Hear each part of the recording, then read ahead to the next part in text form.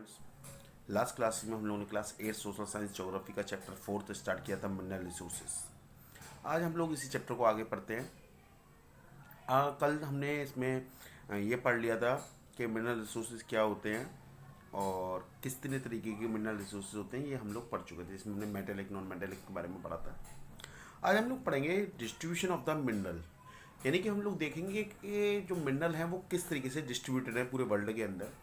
World में कहाँ कहाँ पर कौन कौन सा मिनरल मिलता है। ये जो टॉपिक है हमारा डिस्ट्रीब्यूशन ऑफ द मिनरल, ये हम लोग 3 पार्ट्स में पढ़ेंगे। 3 पार्ट्स में क्यों पढ़ेंगे बेटा? क्योंकि देखिए हम लोग इसमें क्या पढ़ रहे हैं, डिस्ट्रीब्यूशन ऑफ द मिनरल, यानी कि मिनरल्स का डिस्ट्रीब्यूशन। तो देखिए आपको पता है वर्ल्ड के अंदर 7 कॉन्टिनेंट्स हैं, तो अलग अलग कॉन्टिनेंट्स के अंदर हम लोग देखेंगे। इस वीडियो के अंदर हम लोग सिर्फ एक कॉन्टिनेंट के अंदर देखेंगे, एशिया के अंदर। नेक्स्ट वीडियो में हम नेक्स्ट कॉन्टिनेंट और फिर उसके बाद अलग अलग कॉन्टिनेंट्स के बारे में हम लोग जानेंगे। तो इस तरीके से ये जो डिस्ट्रीब्यूशन का पार्ट है हमारा, ये हमारा 3 वीडियोज़ में या 4 वीडियोज़ में कंप्लीट होगा। क्लियर है?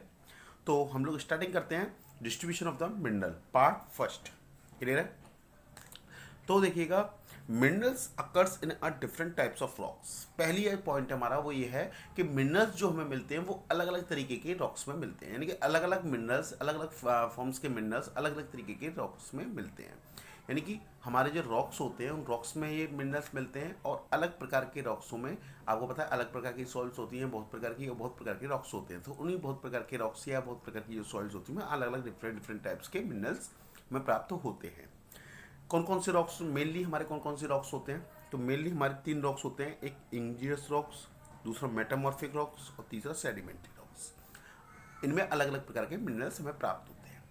अब क्वेश्चन हमारे सामने जो अराइज हुआ वो यहाँ पे क्या हुआ, इग्नियस रॉक्स कौन से होते हैं, मेटामॉर्फिक रॉक्स कौन से होते हैं और सेडिमेंट्री रॉक्स कौन से होते हैं। क्लियर है? तो देखिएगा, जिसमें वाल्कनो इरप्ट होता है, जब वाल्कनो इरप्ट होता है, जैसे ये वाल्कनो है, ये वाल्कनो है, और जब यहाँ से ये वाल्कनो इरप्ट होगा तो यहाँ से क्या निकलेगा, लावा निकलेगा। और जब ये लावा ठंडा हो जाएगा तो ये जम जाएगा। जब ये लावा ठंडा होकर जम जाएगा तब इससे जो रॉक बनेगा उस रॉक को हमारे यहाँ पे क्या बोला जाता है, इग्नियस रॉक्स बोला जाता है। और जब इसी इग्नियस रॉक्स के ऊपर वेदरिंग होती है तो उससे कौन सा बनता है, मेटामॉर्फिक रॉक्स बनता है, और बाद में फिर सेडिमेंट्री रॉक्स बनता है। क्लियर है? यानी कि रॉक वही है, लेकिन उसके ऊपर जब वेदरिंग होती है तब वो मेटामॉर्फिक रॉक्स में चेंज होता है। क्लियर है?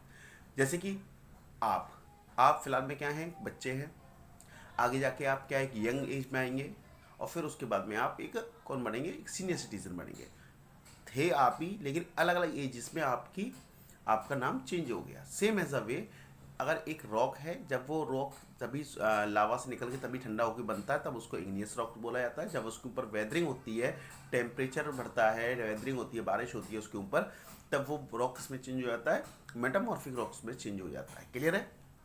तो 3 तरीके के रॉक्स होते हैं, एक igneous rocks, metamorphic rocks. Sedimentary rocks जो होता है, वो सेडिमेंट्री रॉक्स क्या होता है, सेडिमेंट्री रॉक्स को समझिए। सेडिमेंट्री रॉक्स का मतलब है सेडिमेंट्स। सेडिमेंट्री रॉक जो बना हुआ है किससे बना हुआ है, सेडिमेंट से। और सेडिमेंट्स क्या होते हैं, सेडिमेंट्स होते हैं छोटे छोटे कंकर पत्थर, जो किसके द्वारा, रिवर्स के द्वारा लाए जाते हैं। जब रिवर्स के द्वारा वो सेडिमेंट्स, मिट्टी, कंकड़ पत्थर जब किसी जगह से, एक जगह से दूसरी जगह ले जाए जाते हैं और दूसरी जगह जाके ले जाके इकट्ठे कर दिए जाते हैं, तो उस तरीके से जो रॉक बनता है वो हमारा कौन सा होता है, सेडिमेंट्री रॉक होता है। क्लियर? जो इग्नियस रॉक्स और मेटामॉर्फिक रॉक्स में जो मेटल्स मिलते हैं वो ज़्यादातर हमारे मेटल्स कैसे होते हैं, मिनरल्स कैसे होते हैं, मेटेलिक मिनरल्स होते हैं। इग्नियस रॉक्स और मेटामॉर्फिक रॉक्स के अंदर जो मिनरल्स मिलते हैं वो कौन से मिनरल्स होते हैं, मेटेलिक मिनरल्स होते हैं। एग्जाम्पल में आयरन ओर। आयरन ओर कैसा मिनरल है बेटा, मेटेलिक मिनरल है। आयरन ओर एक मेटेलिक मिनरल है जो कहाँ पर, नॉर्थ सूडान में मिलता है हमको। दूसरा कॉपर, निकल, ये भी क्या है, मेटेलिक मिनरल है। ये हमें कहाँ पे, अटलांटिका में मिलते हैं। क्लियर है?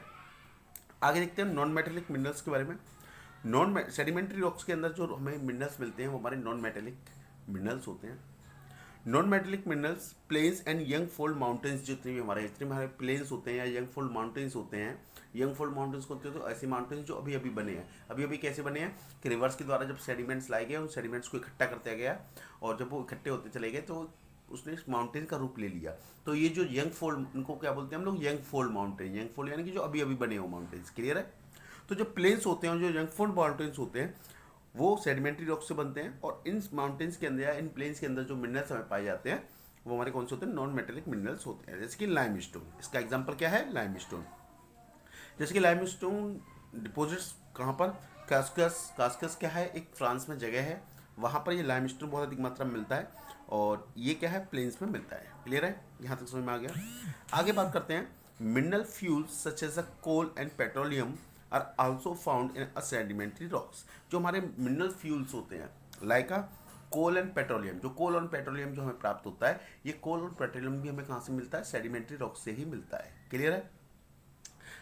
तो यहाँ तक हम लोगों ने डिस्ट्रीब्यूशन देखा किसका, मिनरल्स का, एक आउटलाइन देखी कि मिनरल्स किस तरीके के फॉर्म में मिलते हैं, रॉक्स की फॉर्म में मिलते हैं, किस तरीके के रॉक्स में मिलते हैं, ये हम लोगों ने जाना। आगे हम लोग जो बात करेंगे डिस्ट्रीब्यूशन ऑफ मिनरल्स के अंदर, वो हम लोग बात करेंगे कॉन्टिनेंट्स के अंदर, कि किस कॉन्टिनेंट के अंदर किस से मिनरल की मात्रा ज़्यादा मिलती है, और किस कॉन्टिनेंट के अंदर कौन सा मिनरल कहाँ पर मिलता है। क्लियर है। आगे देखते हैं, तो पहला कॉन्टिनेंट हम लोग स्टार्ट करते हैं। पहला जो कॉन्टिनेंट है हमारा वो कौन सा है, एशिया। एशिया के बारे में बात करते हैं। China and India have a large iron deposits, iron ore deposits, यानी कि चाइना के अंदर और इंडिया के अंदर बहुत अधिक मात्रा में आयरन ओर डिपॉजिट्स हैं। आयरन ओर बहुत अधिक मात्रा में इंडिया के अंदर और चाइना के अंदर मिलता है। एशिया, एशिया हमारा कॉन्टिनेंट आपको पता होगा, इसके अंदर बहुत सारी कंट्रीज आती हैं। चाइना, इंडिया, ये सब किसके अंदर आते हैं, एशिया के अंदर आते हैं। तो चाइना, एशिया के अंदर जो चाइना और जो इंडिया है, यहाँ पर बहुत अधिक मात्रा में आयरन ओर डिपॉजिट्स मिलता है। आगे हम लोग बात करते हैं, continent produces more than half of the world tin, यानी कि पूरे वर्ल्ड के अंदर जितनी टिन पाई जाती है उसका हाफ, उसके हाफ के बराबर जो टिन है वो हमें कहाँ से, एशिया कॉन्टिनेंट से मिलती है। एशिया कॉन्टिनेंट के अंदर भी कौन सी कंट्रीज हैं जिनके अंदर सबसे अधिक मात्रा में टिन मिलती है, तो हम देखते हैं चाइना, मलेशिया, इंडोनेशिया, ये 3 कंट्रीज ऐसी हैं एशिया के अंदर जिनके अंदर वर्ल्ड के हाफ के बराबर टिन प्राप्त होता है। क्लियर है। इसके अलावा और कौन कौन से मिनरल्स हैं जो एशिया के अंदर मिलते हैं, तो देखिएगा, manganese, bauxite, nickel, zinc and copper are also found in Asia. ये भी कुछ क्या है, हमारे मिनरल्स हैं जो हमें एशिया के अंदर मिलते हैं। आगे हम लोग बात करते हैं, दूसरा हमारा कॉन्टिनेंट आ जाता है यूरोप कॉन्टिनेंट। दूसरा कॉन्टिनेंट हमारा कौन सा था बेटा, यूरोप कॉन्टिनेंट। यूरोप कॉन्टिनेंट के अंदर हम लोग देखते हैं, Europe leading producer of iron ore, सबसे अधिक मात्रा में आयरन ओर प्राप्त होता है किस कॉन्टिनेंट से, यूरोप कॉन्टिनेंट से। सबसे अधिक मात्रा में आयरन ओर हमें किस कॉन्टिनेंट से प्राप्त होता है, तो वो कौन सा कॉन्टिनेंट है बेटा, वो यूरोप। क्लियर है। Russia, Ukraine, Sweden and France, यहाँ पर बहुत अधिक मात्रा में आयरन ओर प्राप्त होता है इन 4 कंट्रीज के अंदर। यूरोप के अंदर 4 कंट्रीज हैं, पहली है रशिया, दूसरी है यूक्रेन, तीसरी है स्वीडन, चौथी है फ्रांस। यहाँ पर बहुत अधिक मात्रा में आयरन ओर हमें प्राप्त होता है। Copper, lead, zinc, manganese and nickel are also found in eastern Europe, यानी कि आयरन ओर के अलावा copper, lead, zinc, manganese and nickel, ये भी हमें ईस्टर्न यूरोप के अंदर और यूरोपियन रशिया के अंदर काफ़ी अधिक मात्रा में प्राप्त होता है। तो यहाँ हम लोगों ने देखा, डिस्ट्रीब्यूशन देखा किसका, मिनरल्स का। और डिस्ट्रीब्यूशन ऑफ मिनरल्स में हमने 2 कॉन्टिनेंट्स के बारे में जाना। पहला था हमारा एशिया और दूसरा था हमारा यूरोप। आगे की जो कॉन्टिनेंट्स हैं उसको हम लोग नेक्स्ट वीडियो के अंदर जानेंगे।